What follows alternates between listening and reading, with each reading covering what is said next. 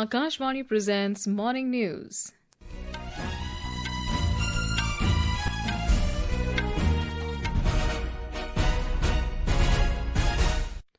Good morning, I am Saira Mujtaba. The headlines.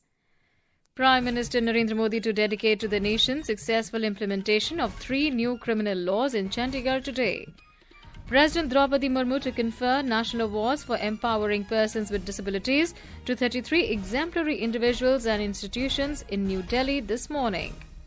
External Affairs Minister S Jaishankar calls for national security filters for economic decisions, including those relating to investment.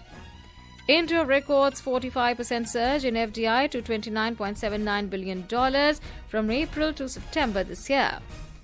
Khelo India identifies 2,781 athletes across 21 sports and provides them essential support, says Union Minister Mansukh Mandaviya.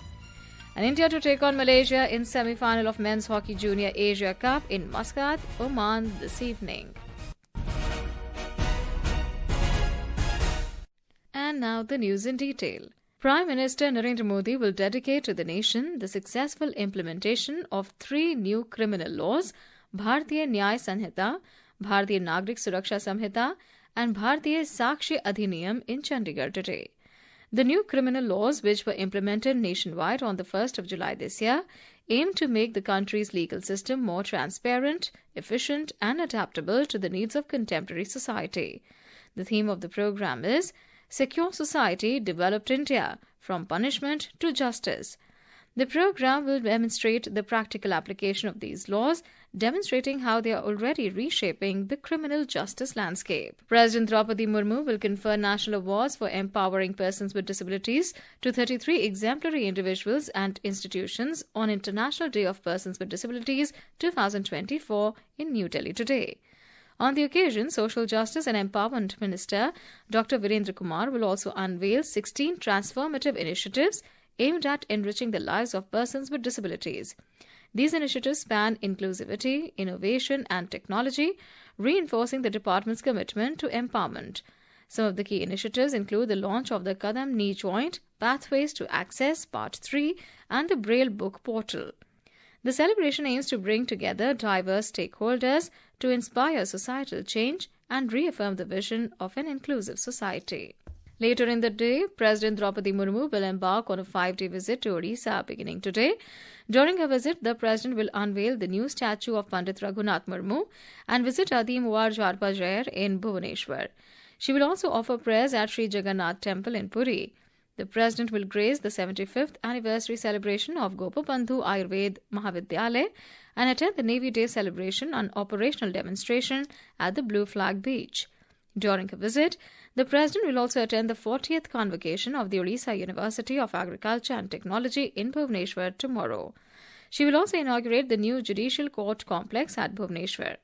The following day, President Murmu will interact with students, teachers and villagers at Rairangpur. On the last day of her visit, the President will lay foundation stone for various projects including Bangiri Posi Goru Mahisani, Boramara Chakolia and Badam Pahar Kendu Jhargarh rail lines, the Tribal Research and Development Centre in Rairangpur, Dant Bose Airport in Rairangpur and the Sub-Divisional Hospital in Rairangpur. External Affairs Minister Dr. S Jaishankar has called for national security filters for economic decisions, including those relating to investment. Addressing the CII Partnership Summit in New Delhi, Dr. Jaishankar said, "We are increasingly in an era of leveraging, if not of weaponization." He said policymakers have to place national security filters when it comes to economic decisions. External Affairs Minister said caution must be exercised in trade as the nature of commerce and supply chains in the world is such that orthodox precautions are not always adequate. The reality on the ground is that our economies and societies are closer linked than ever before. During periods of stress, it could be COVID, the Ukraine aftermath, or financial difficulties, we have actually stood together to our collective benefit. At times, currents of politics may seek to distance or even to disrupt. Obviously, challenges like terrorism cannot be overlooked. But the truth is that otherwise, departures from natural collaboration do have a cost. The viability is also a related issue. Dr. Jaishankar's remarks come amid increasing global concerns over China's aggressive trade practices. The foreign direct investment FDI has witnessed tremendous growth of 45% to over $29 billion in April to September this year as compared to the same period last year. According to Department for Promotion of Industry and Internal Trade, the main sectors of the economy that benefited from FDI include services, computer software and hardware, telecom, automobile, pharmaceuticals and chemicals. FDI inflows lead to higher investments and job creation in the economy along with better technology. FDI inflows for the second quarter from July to September also surged by 43% to $13.6 billion during the current financial year compared to the same quarter last financial year. Union Minister for Environment, Forest and Climate Change, Bhupendra Yadav, outlined India's comprehensive efforts to combat land challenges such as degradation and desertification. He made this statement while delivering India's statement during the ministerial dialogue on drought resilience at COP16 of UN Convention to Combat Desertification in Riyadh, Saudi Arabia yesterday. The minister described India's journey as a transformative narrative of commitment, innovation and sustainable development. Mr. Yadav said India is addressing challenges such as food security and climate change and creating green jobs. By addressing challenges such as food security and climate change, India is creating a green jobs and enhancing rural prosperity while building drought resilience. By pledging to restore degraded lands, enhance livelihoods and protect fragile ecosystem, we align our action with the Sustainable Development Goals. This is Akashvani giving you the news. For quick news updates round the clock, follow us on our X handle at AIR News Alerts. And for details of these stories and more, log on to our website www.newsonair.gov.in and download the News on AIR app. Welcome back. You're listening to Morning News. The government and the opposition parties reached a consensus to end the deadlock in the ongoing winter session of Parliament, ensuring smooth functioning of the Lok Sabha and the Rajya Sabha. The breakthrough came during a meeting convened by Lok Sabha Speaker Om Birla of the floor leaders of various political parties at Parliament House yesterday. Parliamentary Affairs Minister Kiren Rijiju informed that all party leaders have agreed to facilitate smooth run of Parliament. हम सब मिलकर के parliament को अच्छा से चलाएं कि हमारा सांसद कैसे काम करते हैं, इसलिए सुचारू रूप से पार्लियामेंट चलेगा ऐसा एग्री हुआ है और ऐसा ही चलेगा, मुझे पूरा उम्मीद है। और सबसे अपील है कि हम जो रिमेनिंग हमारा शीतकालीन सत्र का जो समय हमारे पास है हम अच्छी तरह से उपयोग करें। Vice President Jagdeep Dhankar will be on a day-long visit to Mumbai today. He will attend the Centenary Foundation Day of the Central Institute for Research on Cotton Technology as the chief guest and will also inaugurate the Centenary Pillar. In Bihar, the online computer-based test organized for recruitment of community health officers for 4,500 posts has been cancelled after widespread paper leaks and irregularities. Bihar State Health Society has informed the new dates of examination will be announced soon. The examinations were held on Sunday and Monday at 12 examination centres in Patna. Today is the 40th anniversary of the Bhopal gas tragedy, one of the world's deadliest industrial accidents. Various programs, including an all-religion prayer meeting, will be organised on the occasion. Governor Mangubhai Patel will also attend the prayer meeting. Tributes will be paid to the gas victims who died in the Bhopal gas tragedy in the programme. In the last few years, the Ayushman Bharat scheme of the central government has made quality healthcare accessible to the victims of the gas tragedy. More from our correspondent. On the instructions of Prime Minister Narendra Modi, Ayushman cards are being made for Bhopal gas victims and their children. Till last month, Ayushman card of more than 20,000 gas victims have been made. As a result, gas victims are getting free treatment in 6 hospitals and 9 dispensaries operated under the Bhopal Gas Tragedy Relief and Rehabilitation Department, as well as in all the contracted hospitals of the state. With the receipt of Ayushman card, treatment has also become easier for gas victims Chand Bhai and Mohammad Sabir. Gas पीड़ितों के लिए Ayushman card जो बने हैं, अब उससे ये होगा कि आदमी कहीं प्राइवेट में जहाँ भी उसकी मर्जी आएगी वो इलाज करा लेगा, उससे ये फायदा है। कहीं भी आप इलाज करा सकते हो किसी भी बड़े हॉस्पिटल में, अगर आपके पास पैसा नहीं है तो गरीब को मतलब एक सहायता मिली आयुष्मान की हो तो कोई दिक्कत ही नहीं है उसमें। On the other hand, around 4,406 gas affected widows receiving social security pension from the state government are being given an additional pension of 1,000 rupees per month by Bhopal Gas Relief Department in addition to the pension amount. Sanjeev Sharma, Akashvani News, Bhopal. Around 2,000 ex-servicemen will be hired to impart training to NCC cadets in their academies.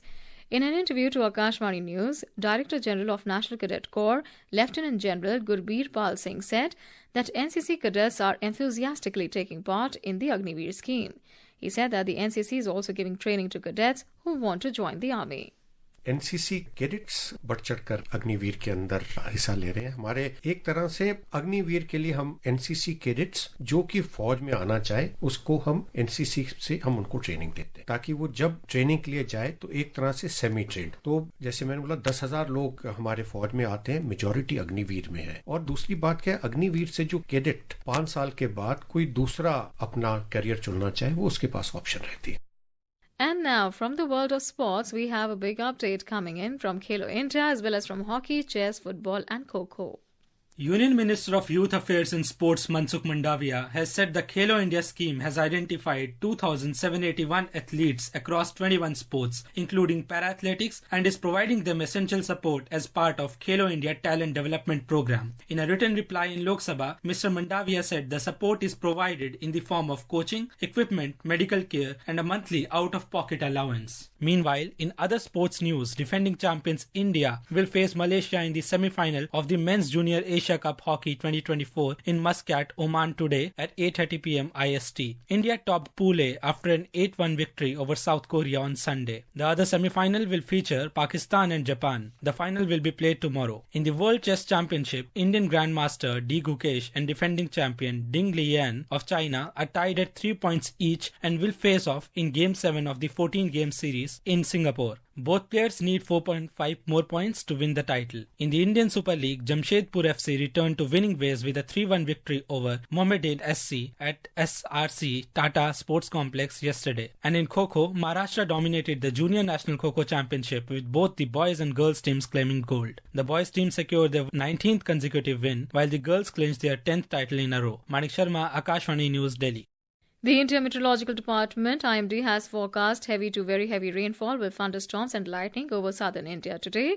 Kerala, Karnataka, Goa coast, Lakshadweep area, Gulf of Mannar and adjoining parts of Comorin area may experience squally weather today. Met Office has advised fishermen not to venture into these regions. IMD further predicted that there will be no significant change in minimum temperatures over northwest, central and east India during the next 2 to 3 days. Minimum temperature over West India is likely to remain the same during the next 4 to 5 days. Moreover, in Delhi NCR, smog and shallow moderate fog is expected in the night and morning hours. And now for a look at today's newspapers, it's over to Renu Kataria. Thank you, Saira. Newspapers have widely noticed the developments in the Parliament. Both houses are set to function from today after Speaker Birla meets floor leaders.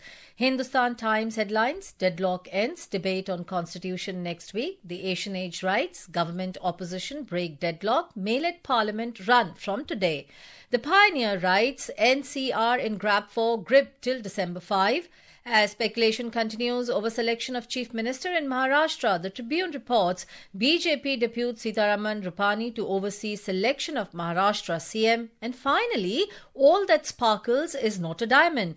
The Hindu Business Line writes that consumers are worried with the growing trend of mixing lab-grown diamonds with natural stones in jewellery. The paper writes, it sparkles, but not like the real diamond. And with that, it's back to you, Saira. Thank you, Renu. And now, before we end the bulletin, the headlines once again. Prime Minister Narendra Modi to dedicate to the nation successful implementation of 3 new criminal laws in Chandigarh today. President Droupadi Murmu to confer national awards for empowering persons with disabilities to 33 exemplary individuals and institutions in New Delhi this morning.